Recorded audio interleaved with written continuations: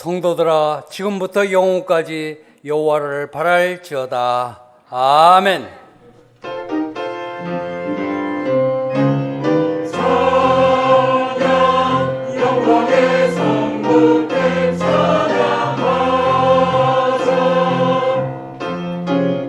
찬양 존귀한 성자께 찬양하자.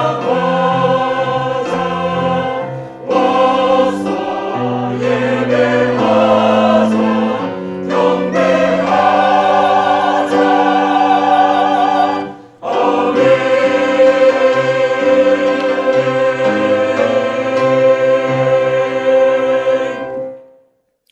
다 같이 찬송가 26장 1절을 부르시겠습니다.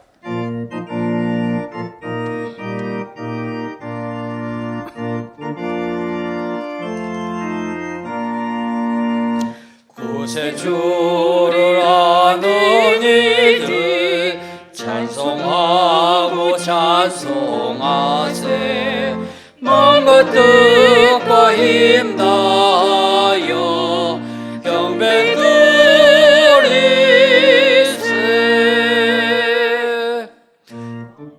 지난 한 주간을 돌이켜보며 간절한 마음으로 참회 기도를 다 함께 드리겠습니다.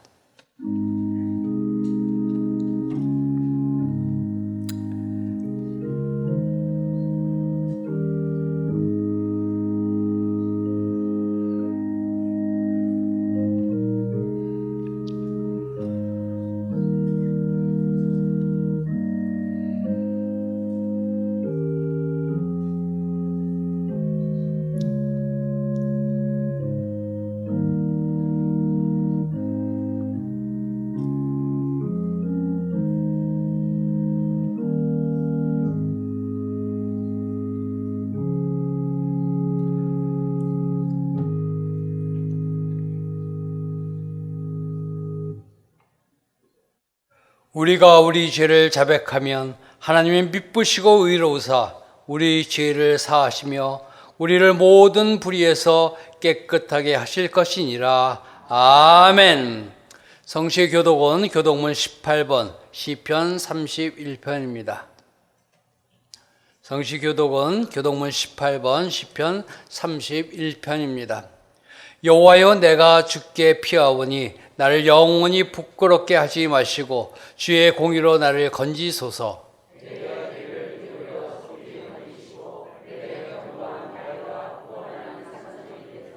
주는 나의 반석과 산성이시니 그러므로 주의 이름을 생각하셔서 나를 인도하시고 지도하소서.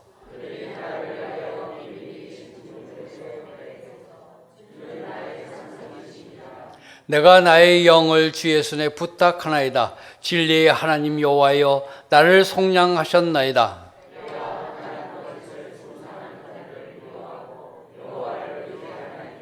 내가 주의 인자하심을 기뻐하며 즐거워할 것은 주께서 나의 고난을 보시고 환난 중에 있는 내 영혼을 아셨으며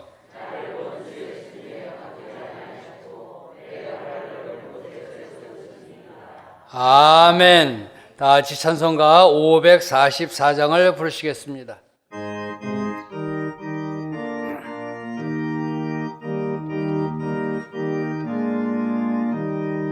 울어도 못하네. 눈물 많이 흘려도 겁을 없게 못하고 죄를 씻지 못하니 울어도 못하네. 십자가에 달려서 예수 고난 당했네. 나를 구원하시리 예수밖에 없네.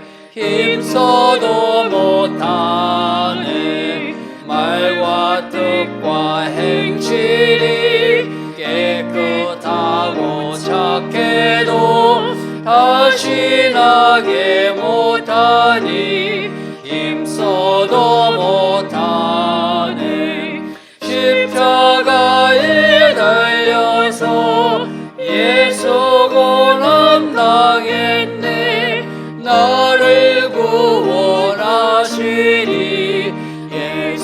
예수밖에 없네. 참아도 못하네.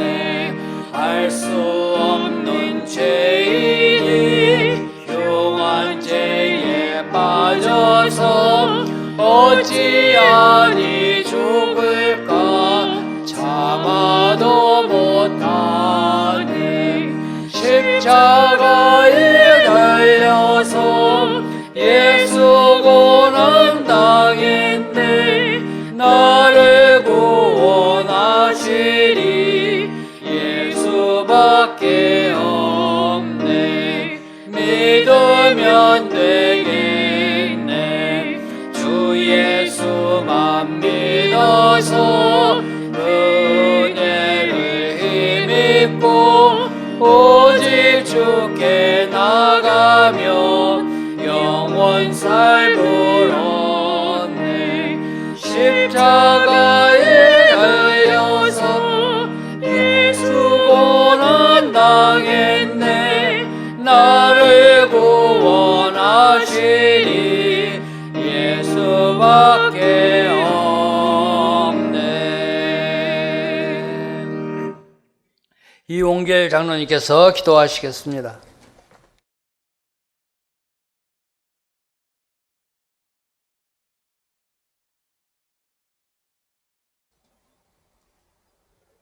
창조주이시오 전능자이신 아버지 하나님, 대단히 어렵고 힘든 이때에 주의 날 주의 성전에 주의 백성이 모여 예배드릴 수 있도록 인도하시오니 감사를 드립니다.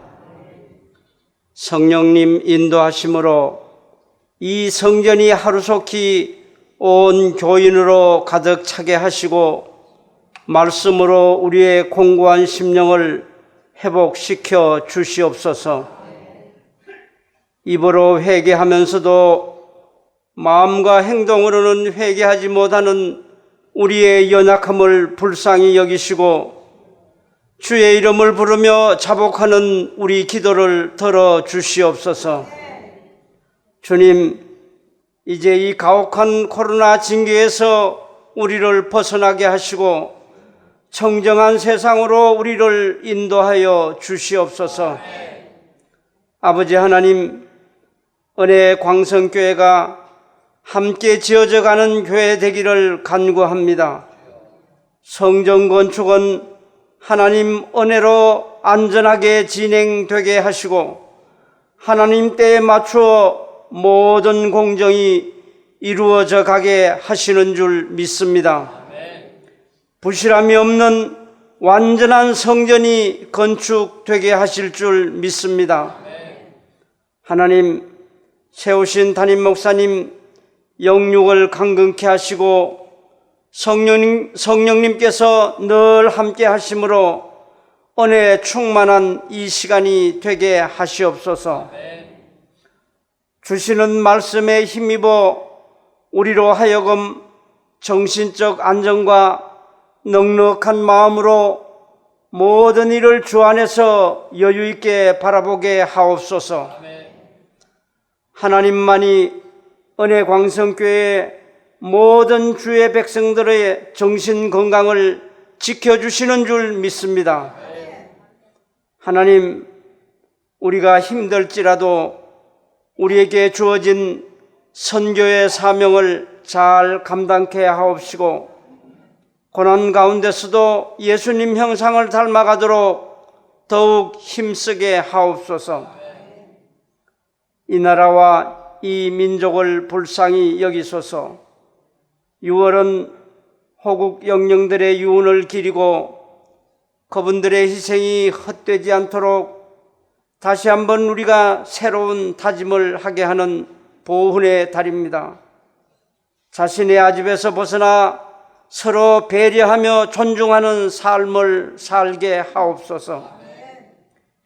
이 나라 지도자들이 이 고통의 시대에 침묵하지 말고 자신의 사회적, 국가적 책임과 의무를 성실히 행하게 하옵소서. 가브리엘 찬양대가 이 예배를 더 은혜롭게 하는 줄 믿습니다. 우리 삶의 주인이신 하나님께 늘 감사합니다. 예수님 이름으로 기도하옵나이다. 아멘.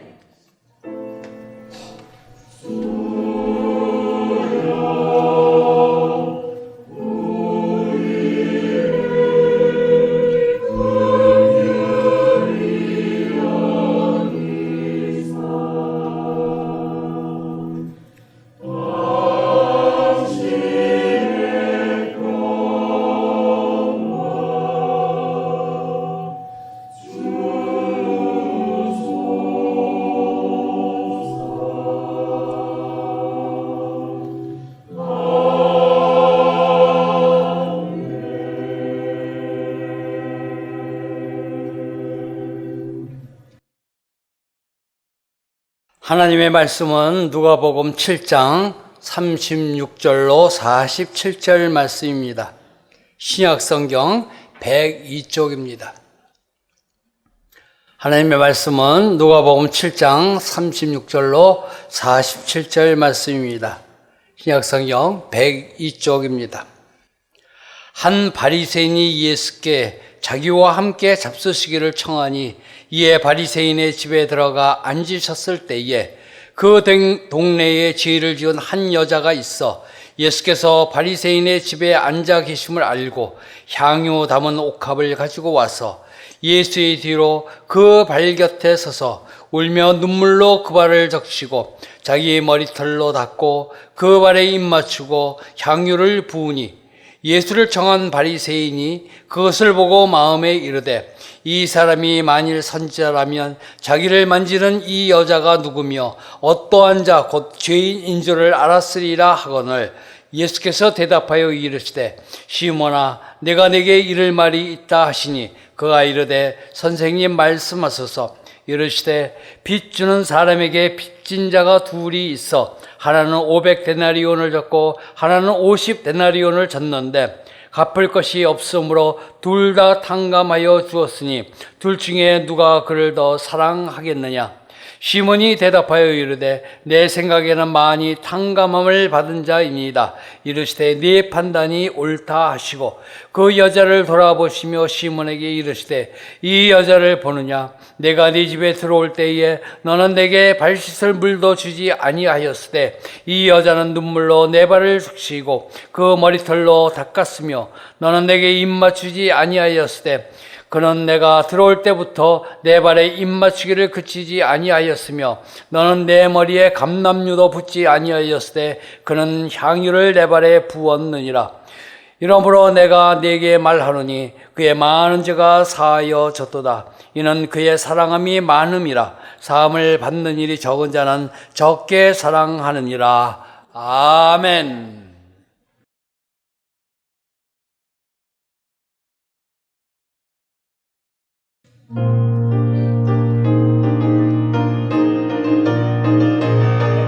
여호와의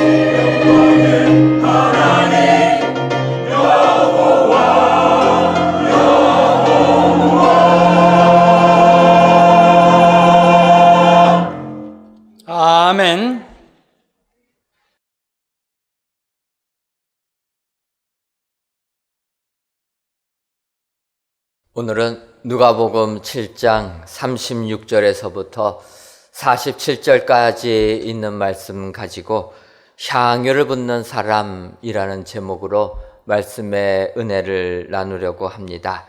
오늘 본문이 시작하는 누가복음 7장 36절과 37절 상반절을 보면 한 바리새인이 예수께서 자기와 함께 잡수시기를 청하니 이에 바리새인의 집에 들어가 앉으셨을 때에 그 동네에 죄를 지은 한 여자가 있어, 이렇게 시작하고 있습니다. 바리새인이 예수님을 청하였고 예수님이 그 청에 응하셔서 그 집에 들어가 앉으셨을 때에 죄를 지은 한 여자가 주님께 나와서 향유를 부었다라는 이러한 내용입니다. 그런데 오늘 본문을 들어가기 전에 여기에서 우리 주님께 나와서 향유를 본 그 사람이 죄를 지은 한 여자인데 이 여자가 누구일까 하는 문제라는 것입니다. 여러분, 이 향유를 부은 죄를 지은 한 여자가 어떤 여인입니까? 누구를 말하고 있겠습니까? 이름이 안 나와 있으니까 모르겠다, 그렇게 생각하실 수도 있을 텐데, 그래서 학자들이 그러면 이 한 여자가 누구일까? 성경에 향유 붓는 사건들이 나오게 되니까 이것을 가지고 이제 추측들을 하게 됩니다. 그래서 어떤 사람은 이 향유 붓는 여인이 나사로의 여동생 마리아다, 이렇게 주장도 하고 있습니다. 또 어떤 사람은 향유 붓는 이 여인이 막달라 마리아다, 이렇게 주장하는 사람도 있습니다. 또 어떤 사람은 아예 그냥 별개의 아무런 상관없는 사람이다, 이렇게 이야기도 합니다. 여러분들, 오늘 본문에 나오는 향유를 부은 이 여인, 죄를 지은 한 여자가 누구라고 생각하십니까? 저도 말씀을 선포하려고 준비하다 보니까 이 향유 붓는 사건들이 많이 나오게 되고 성경에 마리아라는 인물들이 많이 나오다 보니까 저도 막 혼란스러운 겁니다. 그래서 아예 그냥 향유 붓는 이 여인을 죄를 지은 한 여자라 해가지고 누구라고 특정하지 않고 말씀을 전해야 되겠다 생각하고 말씀을 준비하다 보니까 왠지 껄쩍지근해가지고, 그래서 누구라고 좀 더 살펴보고 정하고 시작하는 게 좋겠다 해서 이제 말씀을 보면서 학자들의 많은 내용들을 가지고 살펴보았습니다. 그러다 보니까 이 시간에 이걸 다 설명하기는 어렵고 간단하게 이렇게 두 가지로 정해서 말씀을 드리려고 합니다. 우선은 성경을 보게 되면 향유 붓는 여인의 사건들이 많이 나오게 됩니다. 마태복음 26장, 마가복음 14장, 요한복음 12장, 오늘 누가복음 7장, 이렇게 향유 붓는 사건들이 나오게 되는데 그 중에서 유독 요한복음 12장을 보게 되면 향유를 부은 여인이 나사로의 여동생 마리아다, 이렇게 표현하고 있습니다. 그러니까 향유 붓는 여인은 마리아다, 이렇게 우리가 인정을 하면 됩니다. 그런데 오늘 본문에 나오는 죄를 지은 한 여자가 마리아냐, 나와 있지는 않지만 그 요한복음 12장에 나오는 마리아가 주님께 향유 붓는 모습이 오늘 본문의 모습과 너무 유사합니다. 시간적으로는 차이가 있어도 유사하기 때문에 이 오늘 본문의 이 죄를 지은 한 여자는 마리아라고 보면 되겠다.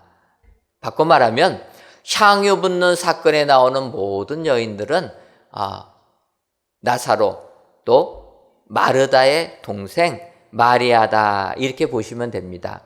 두 번째로 또 성경을 보게 되면 막달라 마리아라는 인물이 나오는데 이 막달라 마리아는 7 귀신이 쫓겨가는 그러한 치유의 은혜를 받은 여인입니다. 또 예수님께서 십자가에 돌아가셨을 때 향유를 가지고, 향품을 가지고 우리 주님 무덤을 찾아간 여인이 막달라 마리아입니다. 그런데 이 막달라 마리아와 나사로의 여동생 마리아는 다른 마리아다. 이름은 같지만 사람은 다른 마리아다. 여러분, 이렇게 보시면 됩니다. 그래서 성경에 등장하는 많은 여인들의 사건들 중에서 오늘 본문에 나오는 죄가 있는 한 여자는 나사로의 여동생 마리아다 보고 여러분도 생각하시고 오늘 말씀을 묵상하시면 됩니다. 그런데 더 중요한 것은 이 죄 있는 여자가 누구라고 이야기하는 것보다 이 여인이 주님께 향유를 부었다라는 사실이 더 중요하다라는 것입니다. 따라서 오늘 이 누가복음에 있는 말씀을 통하여서 이렇게 죄가 있는 그 여인처럼 우리가 주님께 향유를 부으려면은 어떠한 사람이 향유를 부을 수 있는가? 이 시간 살펴보고 주님께 헌신하며 향유를 붓는 이 여인의 모습을 그대로 본받으셔서 우리 주님의 축복을 받아 누리시는 은혜의 성도님들 되시기를 주님의 이름으로 축원합니다. 그렇다면은 주님을 사랑하여서 향유를 붓는 이 여인은 어떤 사람입니까? 첫째로 향유를 붓는 사람은 죄가 있는 사람입니다. 죄를 지은 사람이라는 것입니다. 오늘 보면 누가복음 7장 37절을 보면 그 동네에 죄를 지은 한 여자가 있어. 죄 지은 여인이 주님께 향유를 가지고 나와서 그 향유를 주님의 발에 부어드렸다라는 것입니다. 바꿔 말하면 죄를 지은 사람이 향유를 부었다라는 것입니다. 이것을 또 다르게 표현하면 죄 없다 말하는 사람은 주님께 향유를 부을 수가 없다라는 것입니다. 그것을 알 수 있는 것은 오늘 본문 예수님이 바리새인이 초청해 가지고 그 집에 가니까 주님을 초청한 바리새인은 죄 있는 여자가 주님에게 향유를 부니까 속으로 생각합니다. 아니 주님이 메시아라면은 이 여인이 이렇게 죄가 많은 여인인데 그 여인이 붓는 향유 그거를 기쁨으로 받겠는가 하면서 주님의 메시아성까지 의심하고 있다라는 것입니다. 바꿔 말하면 바리새인들은 자칭 의인이라는 것입니다. 자칭 자기들은 거룩한 자이고 오히려 죄 지은 사람들을 무시하는 이런 사람들이 바리새인이라는 것입니다. 그래서 주님께서 누가복음 18장을 보게 되면 바리새인과 세리의 비유를 통하여서 바리새인의 모습을 지적하십니다.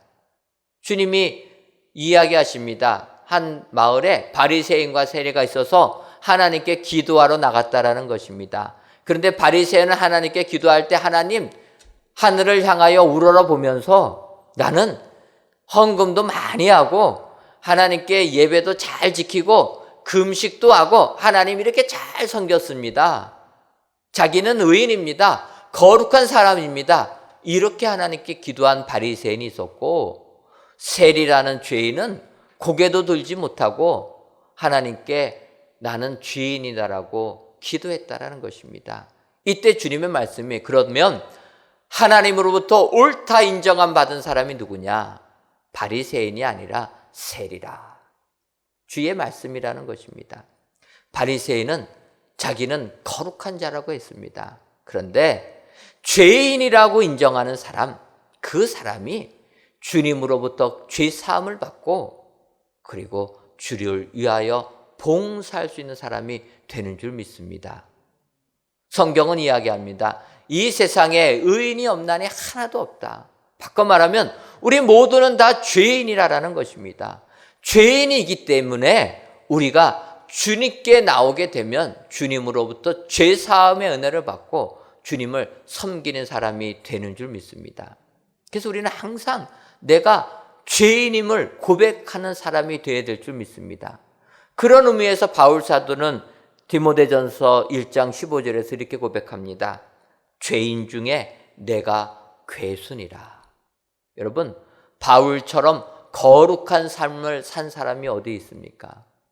그런데 그의 고백은 나는 죄인 중에서 우두머리라는 것입니다.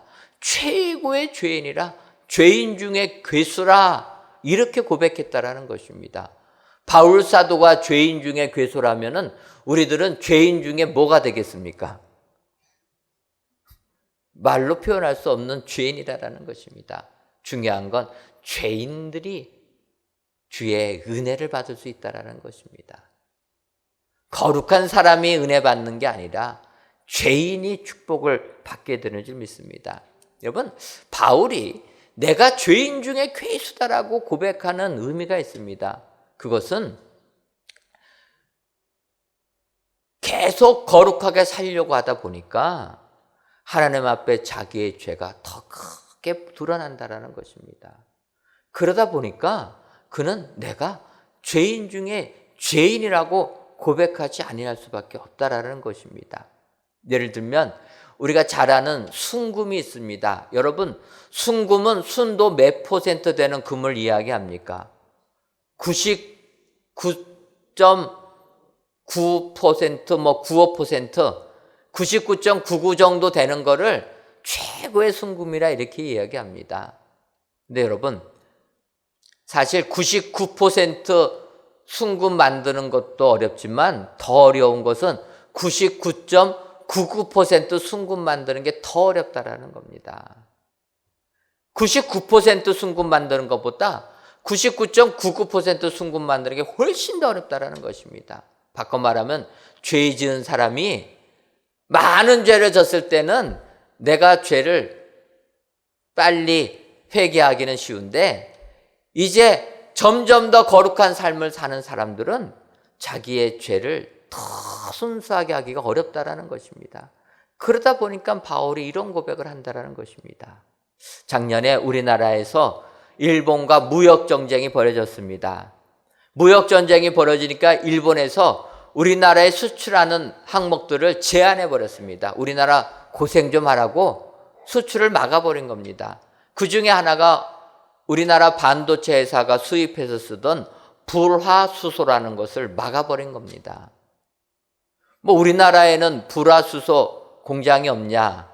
우리나라에서도 불화수소를 만들어내는데 우리나라 공장에서 만드는 그 순도는 99.99%라고 합니다. 근데 이거 갖고 안 된다라는 거예요. 왜냐하면 반도체는 워낙 예민한 거라서 이 불화수소를 가지고 반도체를 만들면서 반도체 불순물을 제거하는 데 사용되는 게 이 불화수소라는 것입니다.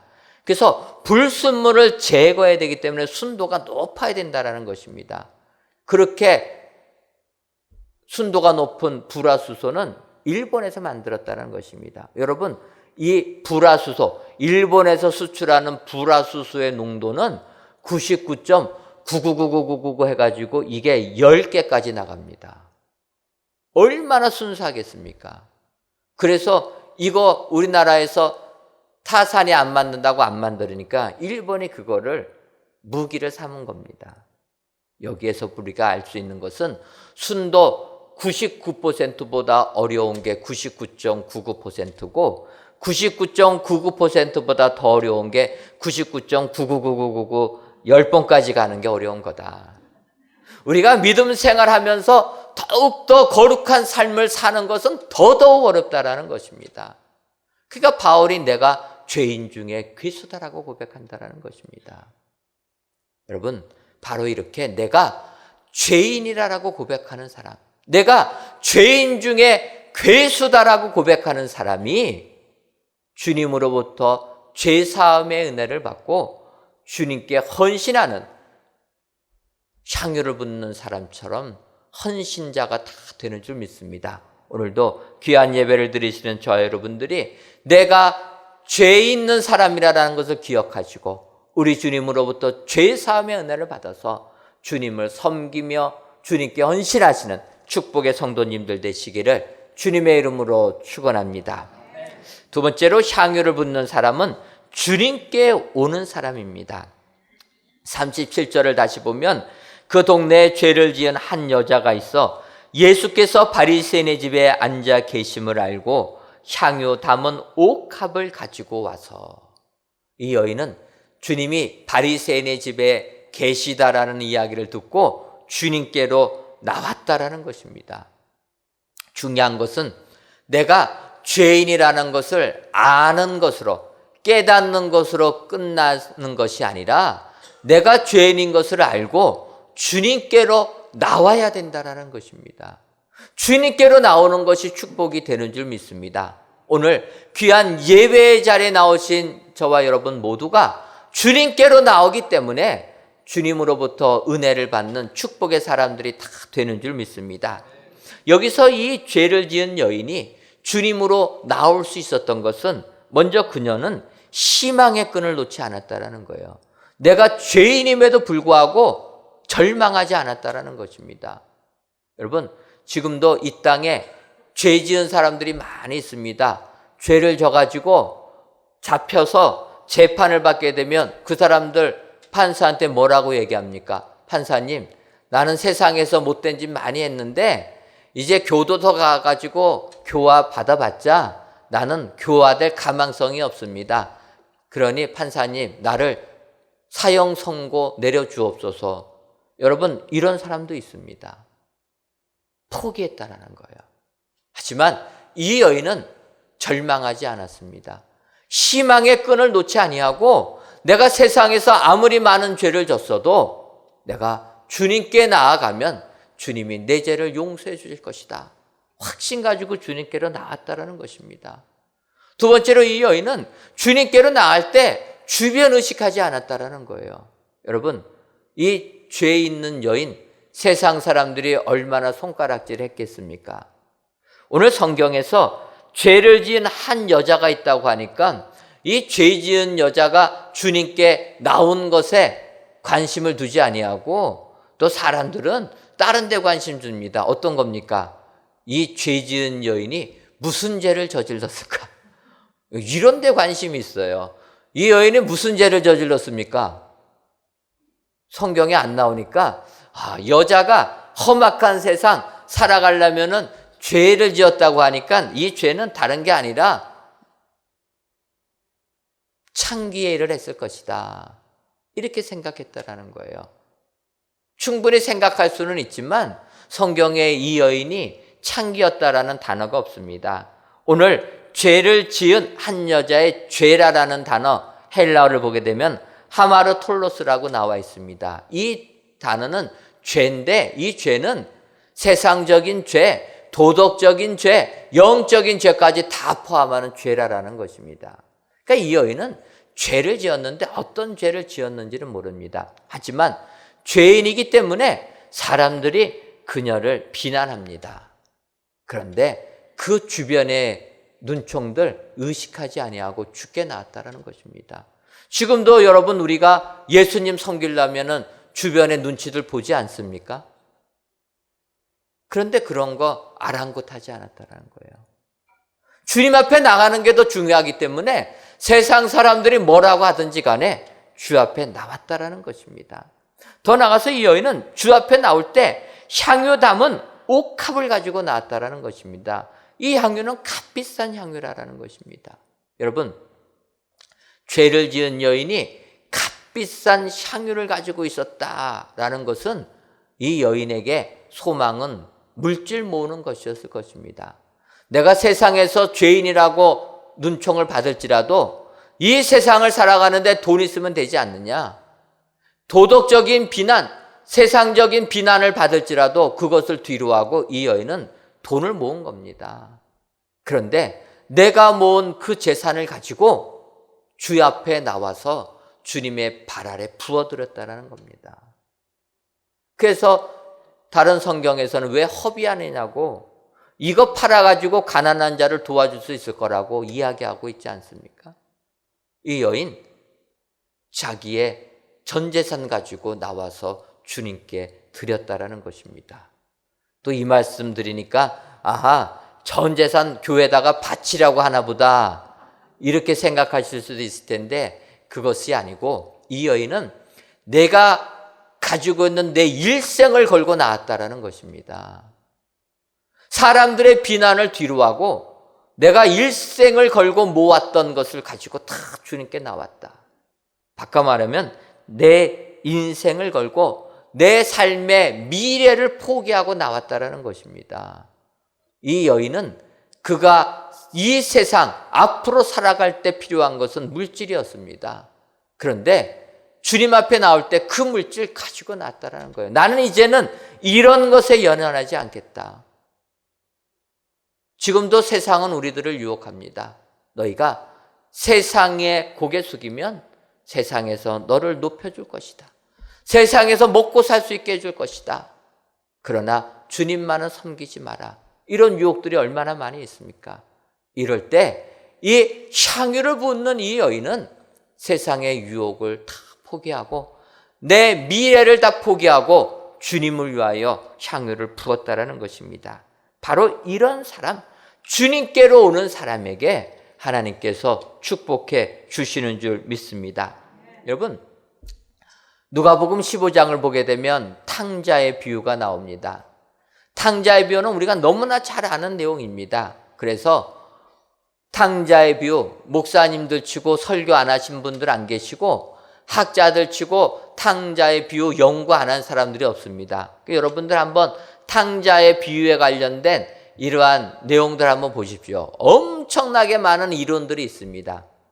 우리는 쉽게 탕자의 비유는 아버지에게 두 아들이 있었는데 둘째 아들이 조금 망나니라서 아버지 유산 미리 다 달라고 해서 허랑방탕에 쓰고 돈 다 잃어버리니까 먹고 살 길이 없어서 아버지께로 돌아왔는데 아버지가 이 아들을 기쁘게 아들로 인정해 주었다. 우리는 이렇게 합니다. 그런데 또 학자들은 또 다르게도 얘기합니다. 그때 둘째 아들 돌아온 것을 보고 장남이 화낸 것을 보면서 이 비유는 이스라엘 선민의식에 젖어 있는 이스라엘 사람들을 책망한 것이다. 이렇게도 이야기를 합니다. 최근에는 팀 켈러라는 목사님이 쓴 탕부 하나님이라는 책도 있습니다. 그 책은 하나님의 관점을 더 강조한 겁니다. 그러니까 우리는 탕자의 비유, 아들이 탕자 됐는데 이 목사님은 하나님이 탕부라라는 거예요. 굉장히 우리에게 덜 익숙한 단어지만 왜 그러냐? 아니, 아버지가 아들들을 평가하면 제대로 평가해야 되는데 이 아버지는 그렇게 평가 안 했다라는 거예요. 첫째 아들이 분노해도 내 재산이 다 네 거 아니냐? 첫째 아들을 감싸주는 아버지. 둘째 아들이 자기 재산 다 가지고 나갔고 없애버려도 너는 내 아들이라 인정해주는 아버지. 아들들을 바라볼 때 기준으로 옳고 그름으로 판단하지 아니하고 다 용서해주는 아버지가 탕부 아니냐? 오히려 이렇게 이야기합니다. 여기서 다양한 이론들을 알려보려고 하는 게 아니라 누가복음 15장은 기본적인 내용이 있습니다. 그것은 하나님께로 돌아오면 하늘 아버지는 우리를 다 용서해 주시는 아버지다. 어떠한 죄를 지었든지 간에 어떠한 생각을 가지고 있든지 간에 하나님께로 돌아오면 하나님은 다 받아주시고 용서해 주시는 사랑의 하나님이라. 여러분, 오늘 향유를 붓는 이 여자는 죄 있는 여자였습니다. 그런데 주님께로 오니까 주님이 그 죄를 다 사해 주시고 그 여인 구원해 주시고 그 여인 평안하게 돌아가라 약속해 주셨다라는 것입니다. 여러분, 오늘도 우리가 이 세상 살면서 향유 붓는 사람이 되려면 주님께로 나아가야 될 줄 믿습니다. 오늘 이 말씀을 기억하셔서 주님께로 나가셔서 주님을 섬기시는 축복의 성도님들 다 되시기를 주님의 이름으로 축원합니다. 마지막 세 번째로 향유를 붓는 사람은 눈물이 있는 사람입니다. 오늘 보면 누가복음 7장 38절을 보면 예수의 뒤로 그 발 곁에 서서 울며 눈물로 그 발을 적시고 자기 머리털로 닦고 그 발에 입 맞추고 향유를 부으니 이렇게 말씀하고 있습니다. 향유를 붓는 이 여인은 예수님의 뒤로 와서 그 발 곁에 서서 울며 눈물로 그 주님의 발을 적셨다라는 것입니다. 여러분, 눈물이 있는 사람이 주님께 헌신할 수 있는 사람이 되는 줄 믿습니다. 요즘에 세상이 너무 삭막해지다 보니까 눈물들이 없습니다. 교회에 나와서 주님께 기도할 때 눈물을 흘리지 않습니다. 울며 기도하지 않는다라는 거예요. 회개할 때 눈물이 없습니다. 메말라 버렸습니다. 그런데 오늘 향유를 부은 이 여인은 울었다라는 거예요. 여러분, 이 여인이 울을 때 주님께 내 죄를 용서해달라는 회개의 눈물도 있을 뿐만 아니라 그 여인의 입장에서 보게 되면 이 여인 세상 살면서 그 값비싼 향유를 살 만큼 돈돈하며 살았지 않겠습니까? 세상의 온갖 모멸 다 견디면서 세상과 담사하면서 돈만 번 여인 아니었겠습니까? 그 여인이 울었다라는 거예요. 이제는 내가 세상과 단절하지 않고 세상과 소통하며 살겠다. 이제는 내가 주님 앞에 나와서 내 죄 용서함 받고 이제는 세상과 교통하면서 살겠다. 여러분, 이 여인은 이러한 눈물이 있는 사람이었다는 것입니다. 여러분, 눈물이 있는 사람만이 주님께 나와서 주님을 섬기며 봉사의 삶을 살게 되는 줄 믿습니다. 오늘 귀한 예배를 드리시는 여러분들, 진정으로 메마르는 이 세상, 삭막한 이 세상에 눈물을 회복하시는 여러분 되시기를 주님의 이름으로 축원합니다. 창세기 33장을 보게 되면 야곱과 에서의 상봉 장면이 등장하게 됩니다. 우리가 아는 대로 야곱 장자의 축복을 받기 위해서 아버지 이삭을 속여가지고 축복 기도를 받습니다.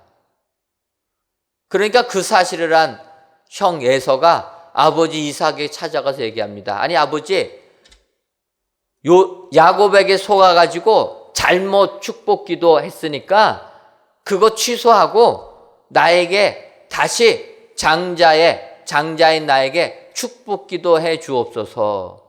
에서가 이삭에게 그렇게 부탁합니다. 여러분, 우리 같으면 어떻게 하겠습니까? 에서의 말이 많지 않습니까? 장자에게 축복해 줘야 되는데 속았어요. 속아가지고 기도한 겁니다. 그러니까 우리 같으면 당연히 취소하고, 그래 이거 속은 거니까 취소, 내가 다시 너에게 기도해 주겠다 하지 않겠습니까? 근데 이삭은 안 그랬다라는 거예요. 아들아, 하나님께 기도한 건데 하나님께 기도한 것을 어떻게 내가 속았다고 해서 취소할 수가 있겠냐? 나는 취소하지 못한다. 하나님께 드린 예배를 어떻게 우리가 안 드렸다라고 할 수가 있느냐? 못한다라는 거예요. 그래도 에서가 울면서 아버지에게 부탁하니까 이삭이 기도해 줍니다. 근데 여러분, 그 기도가 무엇입니까? 축복이 아니에요. 너는 광야 다니면서 고생하면서 살 것이다. 이 기도밖에 안 해줍니다. 그러니까 에서가 분노를 합니다. 그리고 동생 야곱을 죽이려고 했던 겁니다. 그래서 야곱이 그 이후에 밧단 아람으로 도망가서 그곳에서 20년을 살게 됩니다. 20년을 살았는데 이제 급기야 야곱 장인 눈 밖에 나갔고 거기서도 살 수가 없는 상황이 됩니다. 그러니까 갈 곳 없으니까 다시 고향 집으로 가야 되겠다. 고향으로 돌아오는데 고향은 형 에서가 있다라는 거예요. 그래서 야복강을 건너지도 못하고 우리가 아는 대로 천사와 씨름하지 않습니까?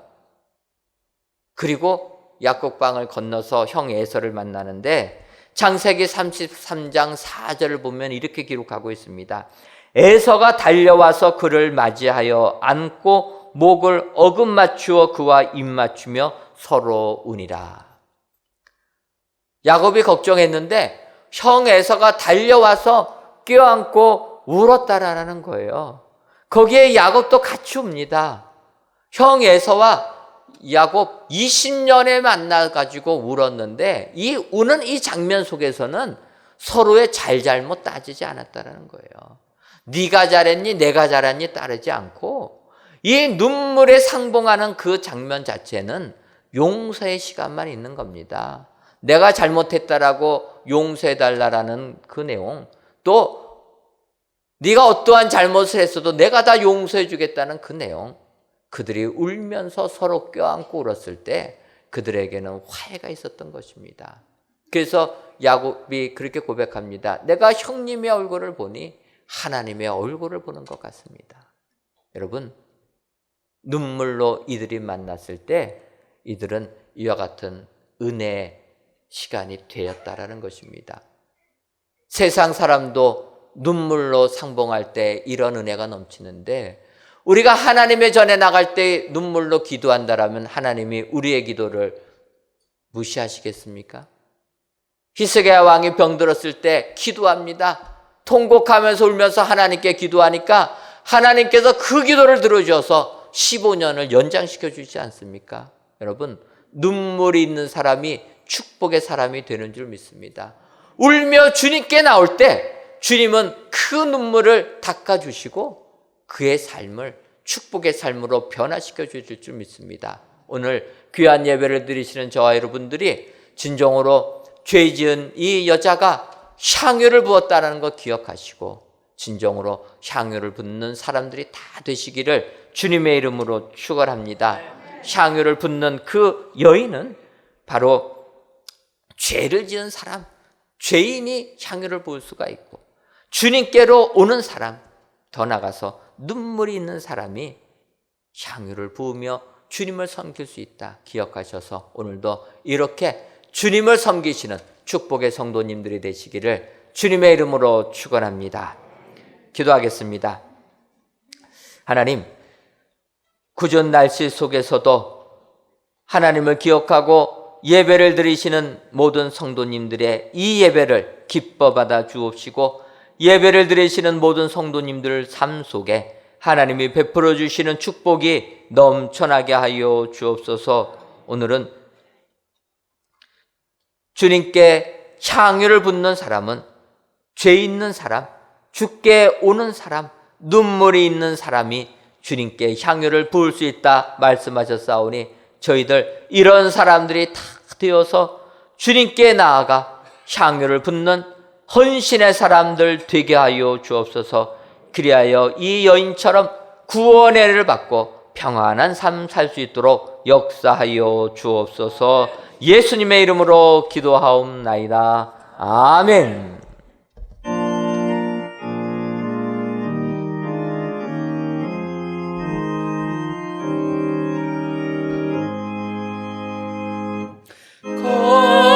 비싼 향유를 주께 드린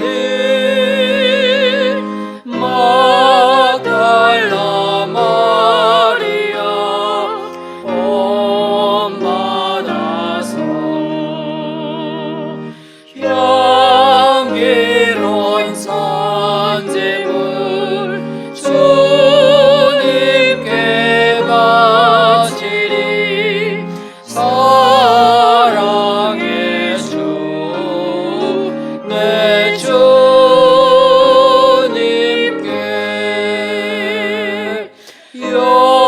연약한 자에게 힘을 주고 어두운 세상에 빛을 비춰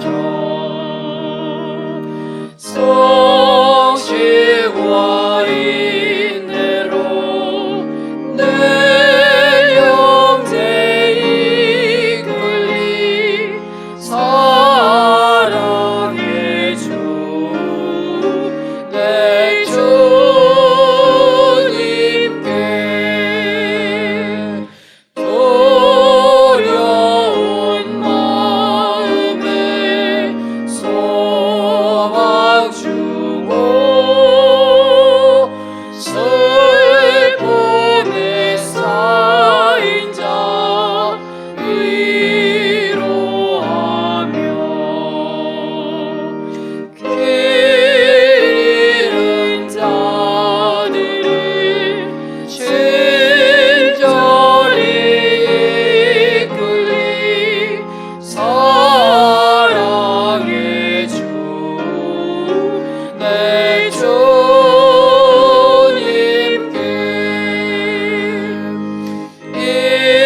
인생의 왕이 깃들어서 이 땅의 수고가 끝날 때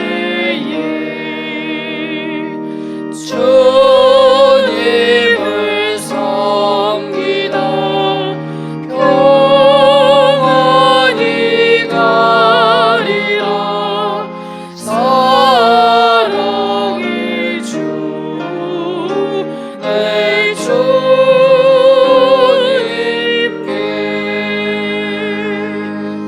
아멘.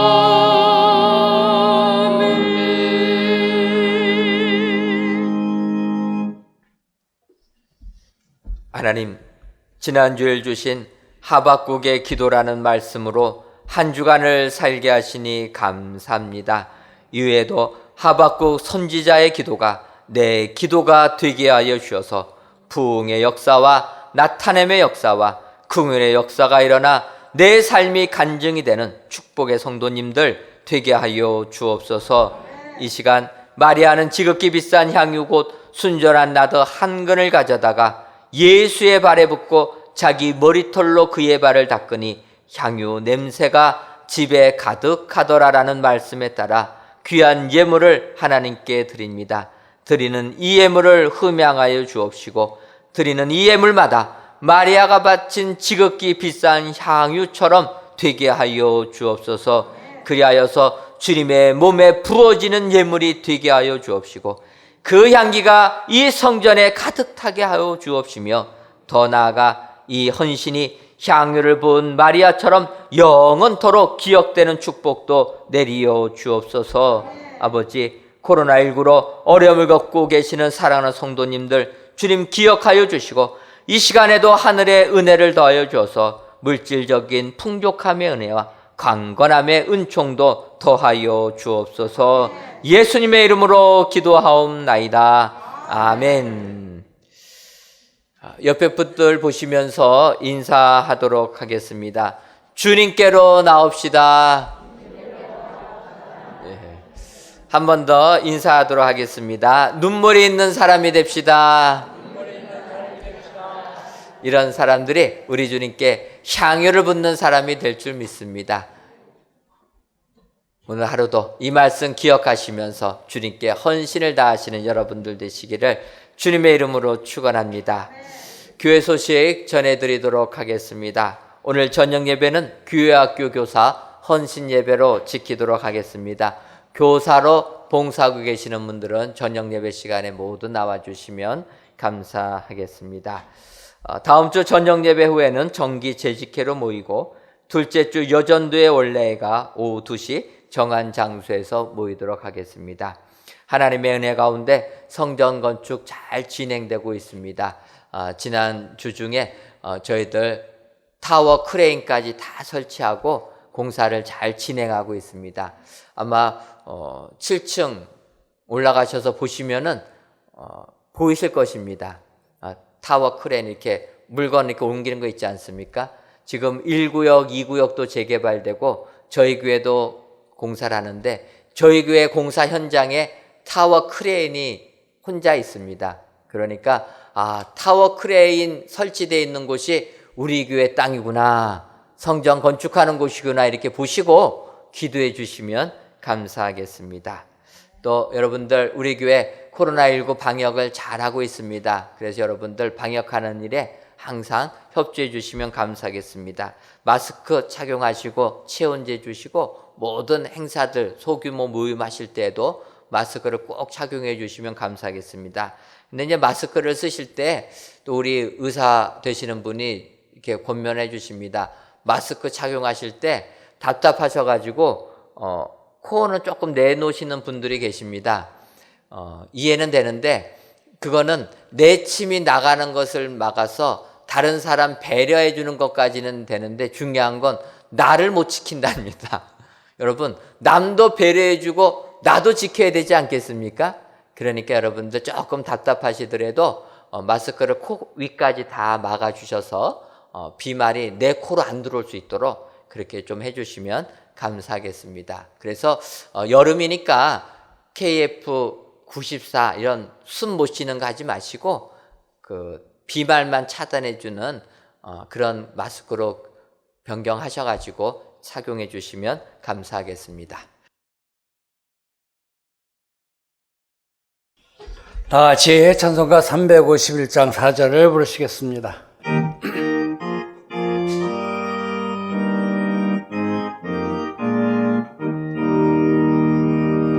백성들아 와서 함께 함께 모여서 우리 모두 함께 객업으로 세 영원토록 영광 권세 찬송을 우리 임금 주께 돌려보내세. 믿는 사람들 주의 군사니 앞서가신 주를 따라갑시다.